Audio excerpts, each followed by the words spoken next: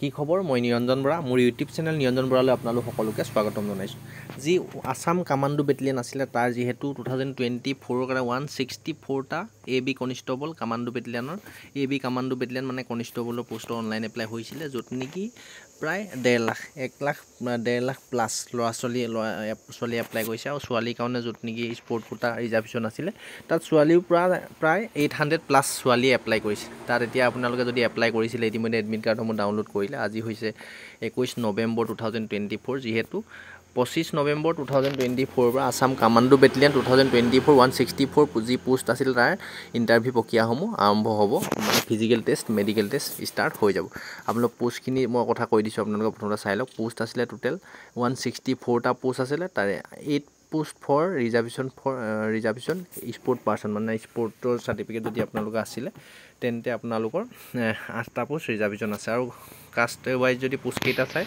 আনৰিজাৰ্ভত 77টা OBC MOBCত 44টা SCত 11টা ST প্লেনত 16টা আৰু ST হিলছত 8টা total 156টা আৰু 8টা পোষ্ট আপোনালোকৰ এই স্পৰ্ট পাৰ্চনৰ কাৰণে ৰিজাৰ্ভেশ্যন আছে এতিয়া এইটো ভিডিঅ'ত আপোনালোকে কিমান সময়ত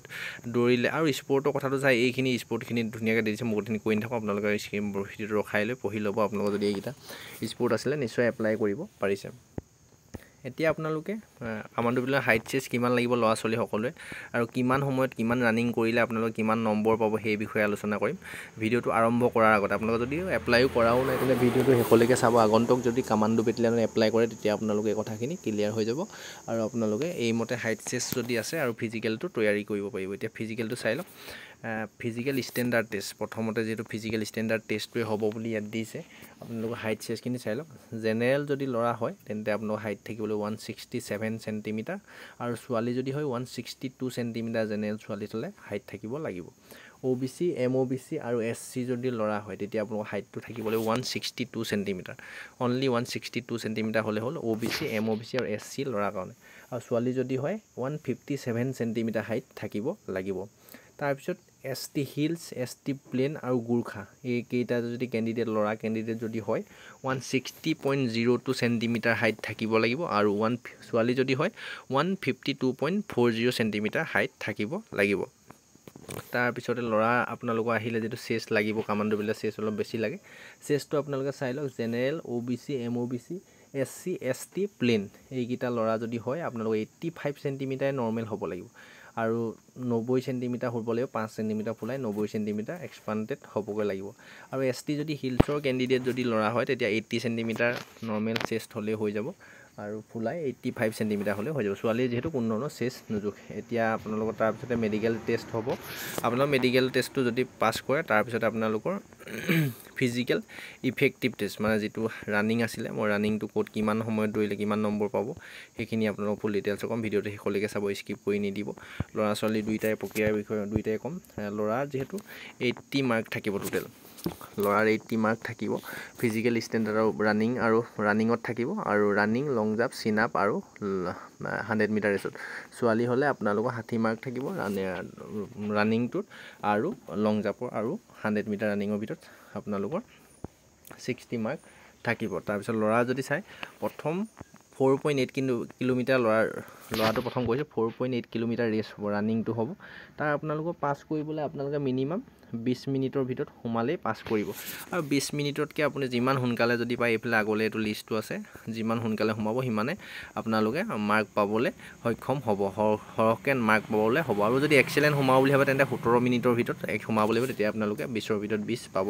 4.8 কিলোমিটাৰ তাৰপিছত লং জাম্প যিহেতু হ'ব ল'ৰা লং জাম্পত আপুনি 365 চেণ্টিমিটাৰ মানে আপুনি ধৰি লওক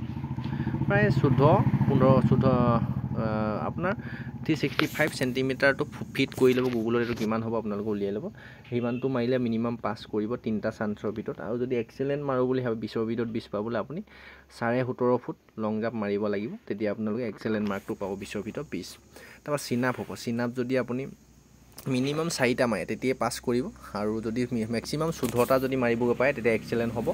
20ৰ ভিতৰত 20 নম্বৰ পাবলৈ ল'ৰাই সক্ষম হ'ব তাৰপিছত 100 মিটাৰ ৰেচ যিহেতু ল'ৰা আছে 100 মিটাৰ ৰেচত যদি আপোনালোকে কোৱালিফাই কৰিবলৈ 15 ছেকেণ্ডৰ ভিতৰত সোমাব লাগিব আৰু যদি 10 ছেকেণ্ডৰ ভিতৰত সোমাব পাৰে তেতিয়া এক্সেলেণ্ট হ'ব বা 12 13 14 যিমান সোনকালে সোমাব সিমান বেছিকৈ নাম্বাৰ পাই গৈ থাকিব 20ৰ ভিতৰত 20 পাবলৈ হ'লে কিন্তু 10 ছেকেণ্ডৰ ভিতৰত সোমাব লাগিব মিনিমাম 10 লৈ যদি পাছ কৰিব বিচাৰে তেন্তে আপোনালোকে 15 ছেকেণ্ডৰ ভিতৰত সোমালেই হৈ যাব এইটো তাৰপিছতে দি দিছে কিমান ছেকেণ্ডত কি সোমালে কিমান মাৰ্ক পাব গোটেইখিনি দি যাব আৰু এক্সেলেণ্ট টাইমটো 16 মিনিট মই 17 মিনিট কৰি পালোঁ 16 মিনিটত যদি সোমাব পাৰে আপুনি 20ৰ ভিতৰত 20 মাৰ্ক পাবলৈ সক্ষম হ'ব এইটো ভিডিঅ'ত ধুনীয়াকৈ স্ক্ৰীনশ্বট মাৰি কিমান ছেকেণ্ডত সোমালে কিমান মাৰ্ক পাব আপোনালোকে চাই ল'ব তাৰপিছতে আপোনালোকৰ এইখিনি সব CCTV আণ্ডাৰতে হ'ব সেন্সাৰ লগাই হ'ব আপোনালোকে এইটো লং জাম্পৰ বিষয়টো দিছে কিমান সেন্টিমিটাৰ মাৰিলে কিমান মাৰ্ক পাব গোটেইখিনি দিয়া আছে আপোনালোকে চিন আপটো যদি 4টা মাৰে 10 পাব 5টা মাৰিলে 11 পাব এনেকৈ মানে যিমানে বেছি মাৰিব সিমানে নাম্বাৰ পাই গৈ থাকিব আৰু মিনিমাম 14টা যেতিয়া মাৰিব পাৰিব 20ৰ ভিতৰত 20 পাবলৈ সক্ষম হ'ব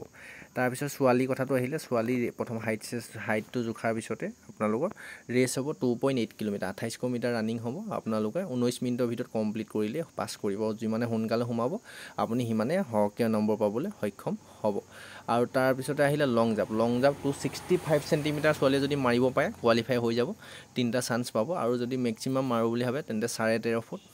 14 ফুট মান মাৰিলে আপোনালোকে এক্সেলেণ্ট হৈ যাব তাৰপিছত আহিলে 100 মিটাৰ ৰেচ হ'ব ছোৱালী 100 মিটাৰ ৰেচত আপোনালোকৰ টাইমিং দিব 18 ছেকেণ্ডৰ ভিতৰত সোমালে আপুনি যেনে পাছ কৰিব আৰু যদি এক্সেলেণ্ট মাৰো বুলি ভাবে তেন্তে আপুনি